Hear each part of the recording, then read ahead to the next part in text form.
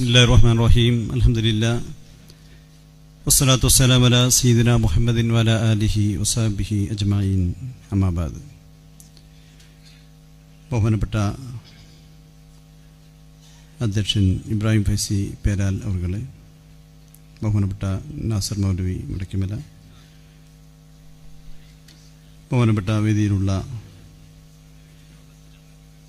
മറ്റ് ഉലമാക്കളെ, ഉമറാക്കളെ, എല്ലാവരായ സുന്നി യുവജന സംഘത്തിൻ്റെ വയനാട് ജില്ലാ കമ്മിറ്റി ഭാരവാഹികളെ, നല്ലവരായ സഹോദരങ്ങളെ, SOS വയനാട് ജില്ലാ കമ്മിറ്റിയുടെ ആഭിമുഖ്യത്തിൽ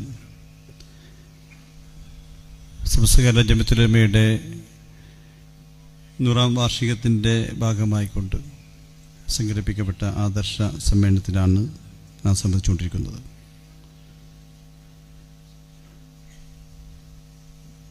നമുക്കറിയാം, സമസ്ത കേരള ജമിഅത്തുൽ ഉലമ എന്ന മഹത്തായ ആദർശ പ്രസ്ഥാനം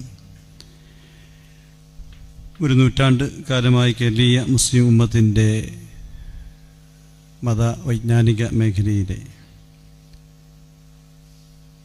പുരോഗതിക്ക് വേണ്ടി യഥാർത്ഥ അഹ്ലുസുന്നത്ത് വൽ ജമാഅയുടെ സന്ദേശങ്ങൾ സമൂഹത്തിലേക്ക് എത്തിക്കുന്നതിന് വേണ്ടി വളരെ നിസ്വാർത്ഥമായി പ്രവർത്തിക്കുന്ന മഹത്തായ പ്രസ്ഥാനമാണ്.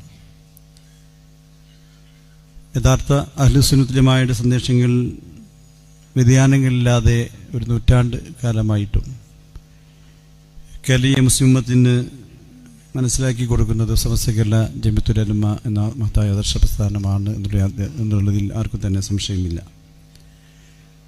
ഒരു നൂറ്റാണ്ട് പ്രവേശിച്ചിട്ടും കേരളീയ മുസ്ലിം ഉമ്മത്തിൻ്റെ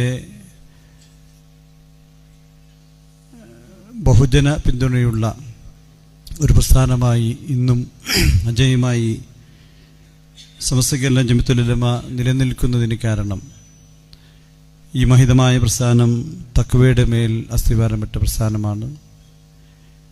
മഹത്തുക്കളായ സാത്വികന്മാരായ, നിസ്വാർത്ഥരായ, നിഷ്കളങ്കരായ, ആരിഫീങ്ങളായ, ഔലിയാക്കളായ പണ്ഡിതന്മാരും സദാത്യങ്ങളും നേതൃത്വം നൽകിയ രൂപീകൃതമായ മഹത്തായ പ്രസ്ഥാനമാണ് സമസ്ത കേരള ജമിഅത്തുൽ ഉലമ എന്നുള്ള മഹത്തായ ആദർശ പ്രസ്ഥാനം. അതുകൊണ്ട് തന്നെയാണ് ഈ പ്രസ്ഥാനം അള്ളാഹുവിൻ്റെ മഹത്തായ അനുഗ്രഹത്താൽ ഇവിടെ യാതൊരു പോറലും ഏൽക്കാതെ മുന്നോട്ട് പോകാൻ സാധിച്ചുകൊണ്ടിരിക്കുന്നത്.